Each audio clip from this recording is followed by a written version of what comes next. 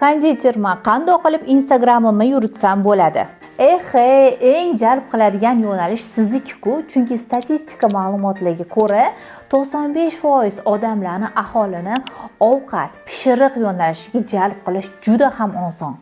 Birinchi o'rinda pishiriqlaringizga qanaqa sariyog', qaymoqli, sifatli mahsulotlarni ishlatayotganingizni ko'rsating degan bo'lardim. Ikkinchidan, mana shu pishiriqlaringizni pishirayotgan jarayonini videoga olib ko'rsating degan bo'lardim.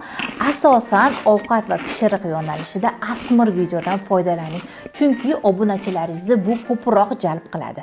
Uchinchi bo'lib, svejiy yopishtirilgan Napoleonmidi, Medovoymidi shu pishiriqlaringizni o'zingiz yeb ko'rsating degan bo'lardim. Sababi pishiriqlaringizni asmir qilib yeb ko'rsatsangiz, obunachilaringizni ishtahasi yana ham ochilib, sizni pishiriqlaringizni olgisi keladi. To'rtinchidan, har kuni hid chiqarishingizni bildirishingiz kerak. Masalan,